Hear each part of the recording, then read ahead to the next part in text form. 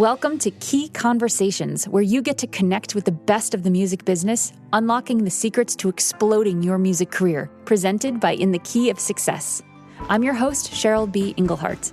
The conversations you're about to hear are between our special guest and participants of my MX4 course, the Marketing and Branding, Money-Making, Mentorship Mastermind for Musicians. They are singers, songwriters, composers, producers, and artists just like you, asking their burning questions of our experts while transforming their careers over 6 weeks. If you think this could be you, check out mx4course.com to schedule a free half-hour coaching call with me to see if we'd be a good fit. So, let's get started.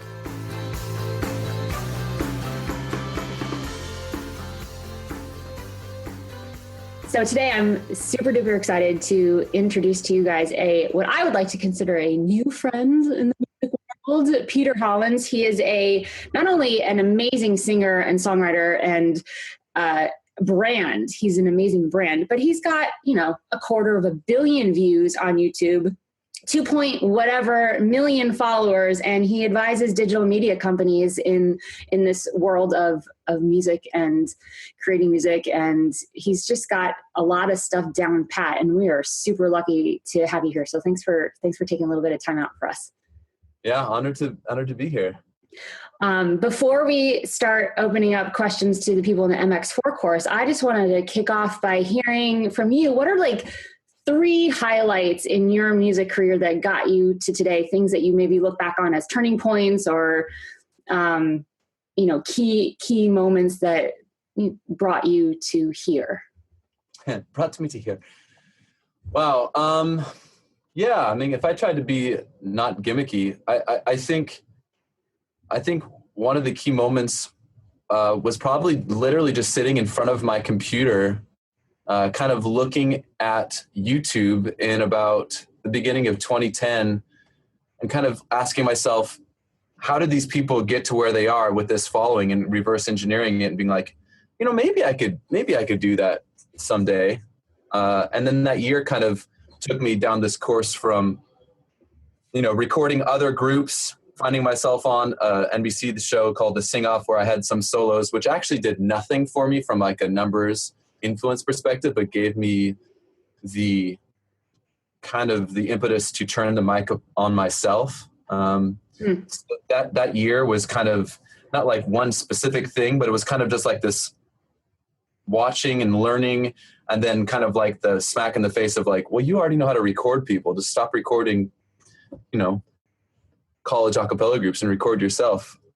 Or the second one probably would be the first time that I collaborated with somebody. A young lady by the name of Lindsay Sterling contacted me and asked if I wanted to do a collaboration. And I looked her up and I was like, oh my gosh, this girl has, 5X what I have, and she wants to work with me. That is ridiculous. But then just going and working with her and learning kind of that collaboration is about raising the ecosystem as a whole, kind of opened my eyes to start seeing my fellow musicians, whether on the platform of YouTube or just in general as competitors, which is almost kind of what the music industry forces you to learn, and then to start kind of seeing them as peers. And that was a nice slow progression, but that initial thing was the reason I turned that around. And then third thing,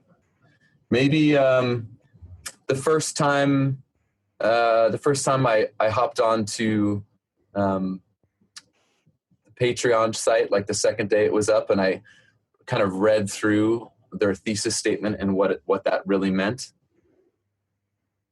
Cool. Yeah. Awesome. Yeah, your Patreon is sick. And after I met you, now on Patreon, and it's fun stuff to be an insider. Feels super cool. Yeah. And I love that, being a peer, not a competitor. We sort of talk about that in the course. There's certain things, there's definitely enough air for everyone to breathe. There's enough money for everyone. There's the musicians always come from this scarcity, and there's definitely enough ears to hear our music. And ears is my thing. You don't look on your iPod and there's only one artist, right? Right.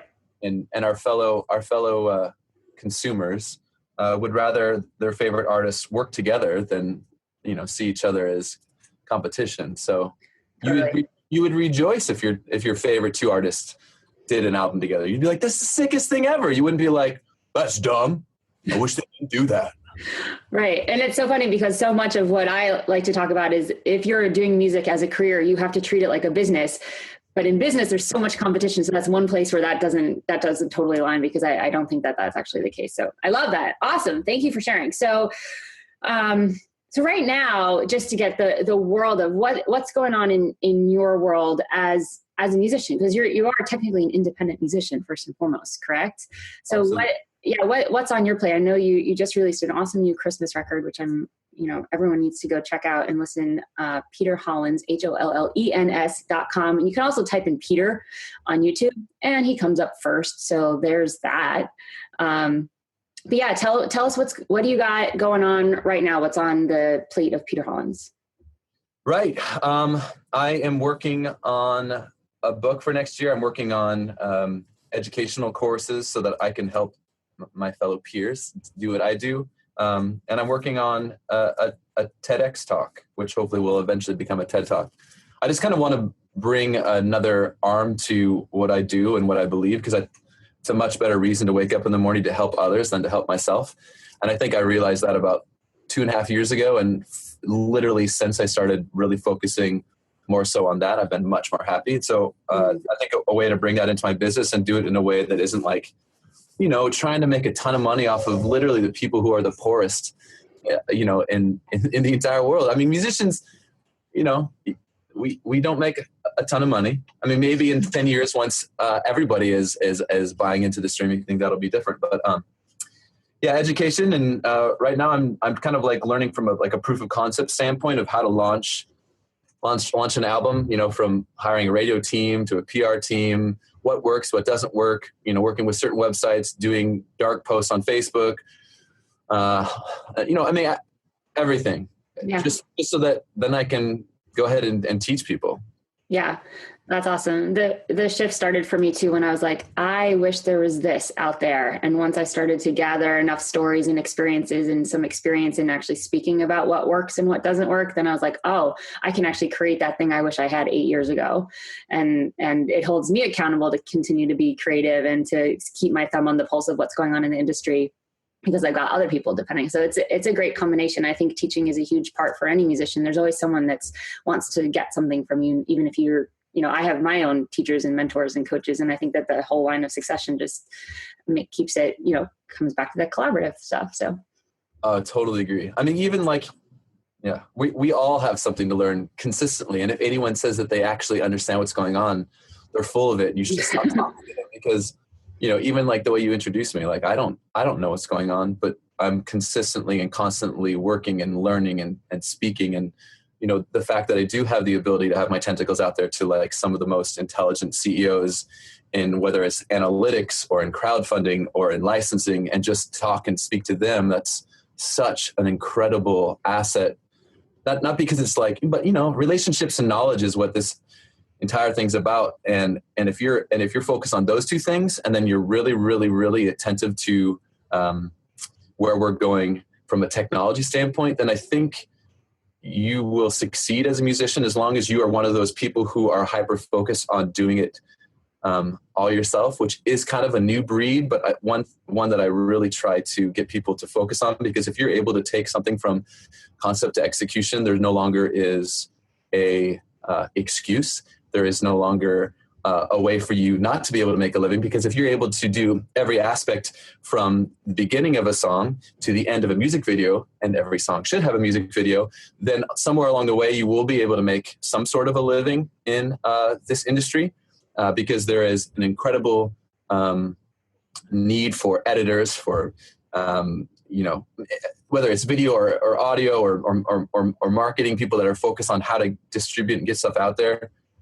If you want to do this, like, you need to know how to you need to learn how to do everything. And if we grew up and we were forced to take geometry, like, get off your high horse and like stop just only doing songwriting or only going into bars and doing gigs. Like, how do I make content? I learned how to do it all myself. And then I did it all myself. And then after I started building that up, I started passing it on to teammates. I'm like, this person's better at me at the mastering, so I'm going to pay him to do mastering, and then, and speed up your workflow. I mean, this is not like rocket science, right?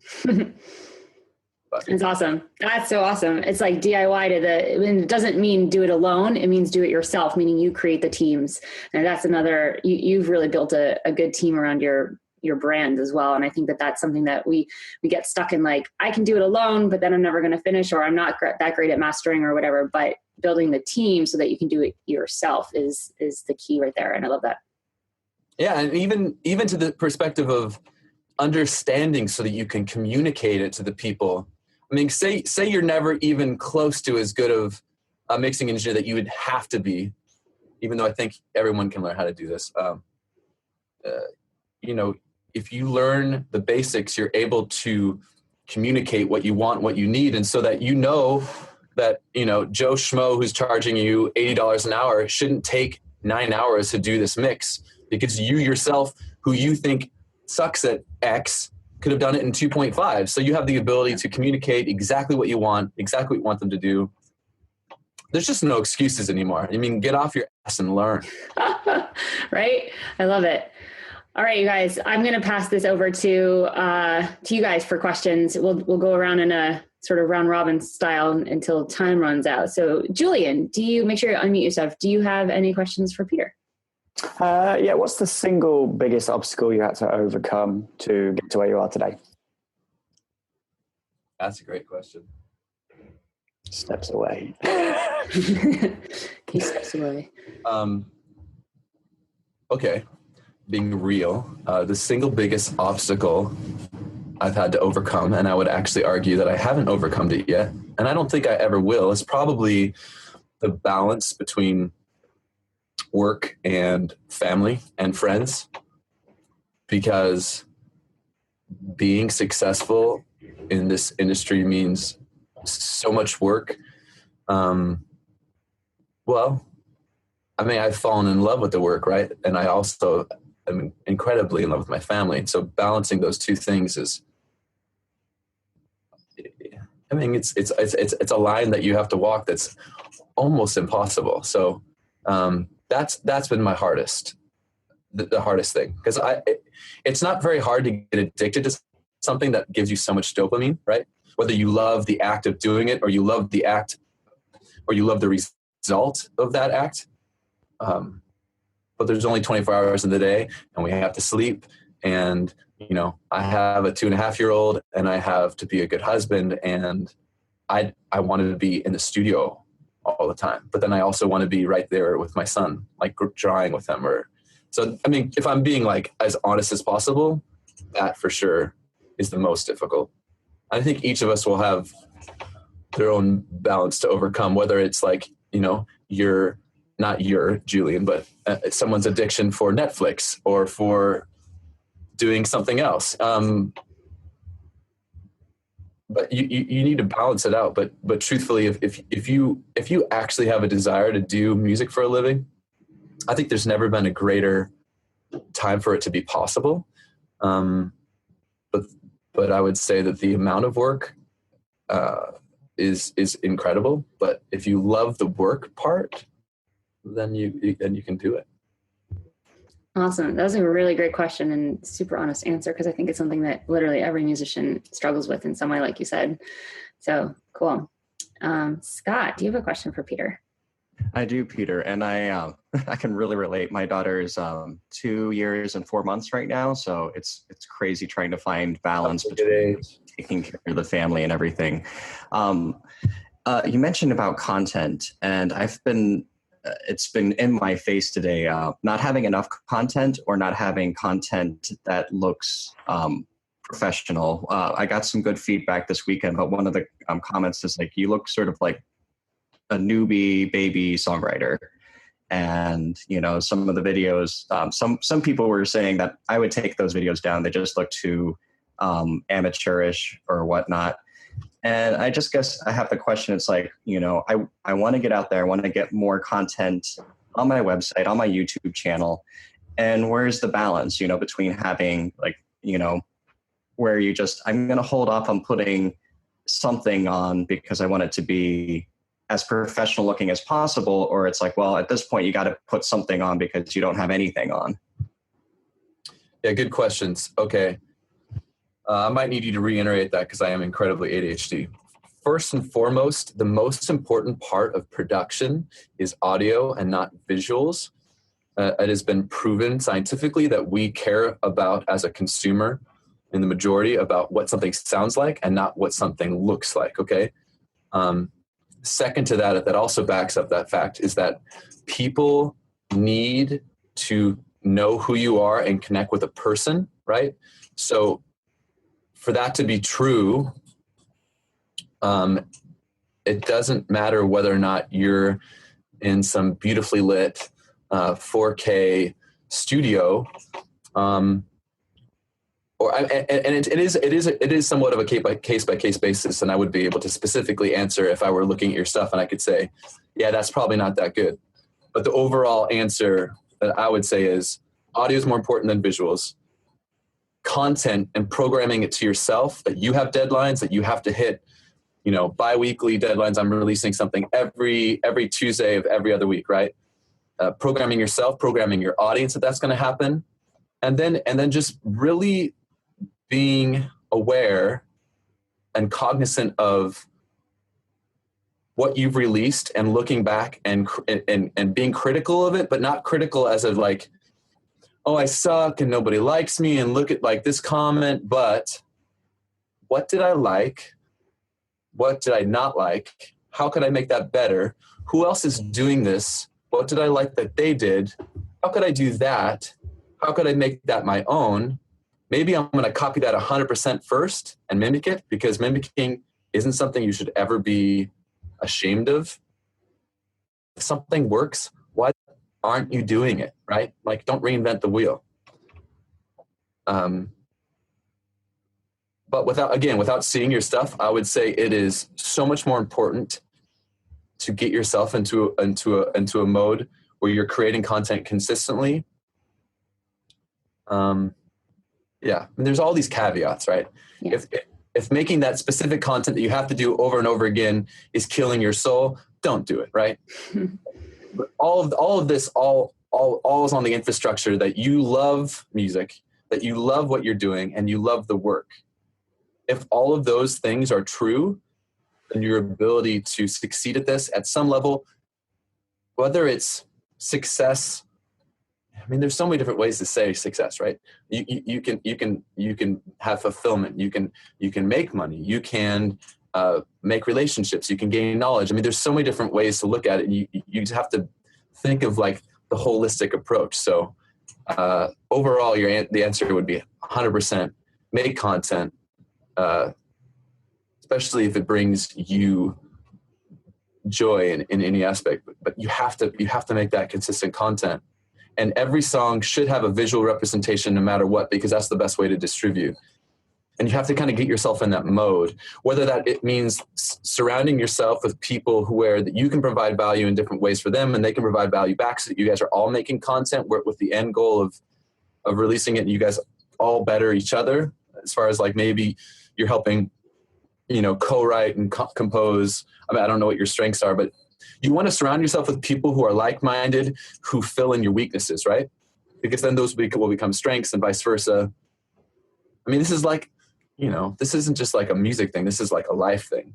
And I would actually argue with you, Cheryl, that like, I disagree that overall in business, you should see everyone as competitors. And I know you made a blank statement. It wasn't, but I think the more you can look at one another in indie industry in a way to help each other, you will always have companies that like, at the end, long tail, they're going to be competing for the same consumers. But there's always ways to work together as long as you're providing value to that other industry or that other company or that other person. And I think if you have that mindset that you're going to give, at least 51%, in everyone and anyone that you come across, I think you will be so much more happy and you will be so much more successful.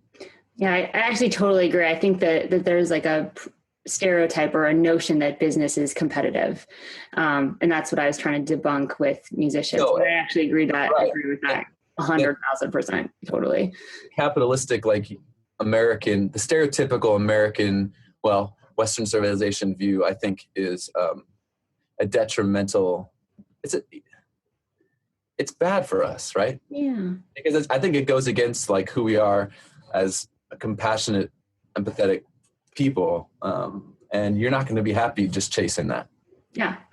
But the collaborations is definitely, and collaborating, everybody says that word, right? Like, I want to collaborate with you. I want to, like, that adjective means so many things. Yeah.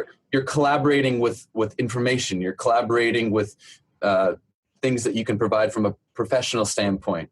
You can always collaborate and share each other's audiences. That's like cross-pollination of fans. That makes sense. Like, we've been talking about that for years now. Mm-hmm. Yeah, that's totally awesome. And my favorite part of collaboration is really like the partnership. So even if you're paying someone for something, there's still a partnership and there's still a relationship that you're developing, and you're still providing an opportunity for them and they're providing something for you. So it's this reciprocal sort of, relationship, partnership, collaboration, whatever you. Yeah, and it needs to be. And you can know by being an aware human being that even in that specific example, if you're paying somebody and they're not, I don't know, you just know, like, when someone's in it to give back, or if they're in it just to take. And as long as you're aware of those people, I think you can really surround yourself with the people that you're going to, sorry, I won't go that way. But what else did we talk about? No, it's great. That's one of the first things we do in this course is we get really clear on what we're committed to, and everyone's committed to something in their life and big picture. And then when you're clear on that, it's going to come through in your branding and how you talk about yourself, and it's going to attract like-minded people. And, so you just being able to define it. So yeah, we can go there. All right, stay tuned. We are going to pick it up next week, right where we left off with Peter Hollens. So stay tuned. Please don't forget to rate and comment on iTunes and Stitcher Radio if you like this podcast. It's the best way to keep it going, get more subscribers, and continue to share this awesome information with the indie music community. Thank you, and we'll see you next time.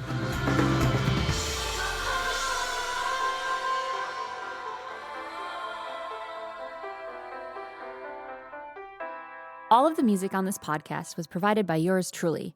The theme song is called Inevitably, and it was written with Cameron Ernst and produced by Joey Auk. If you're interested to find out more about my own composing and songwriting projects, go to cbemusic.com.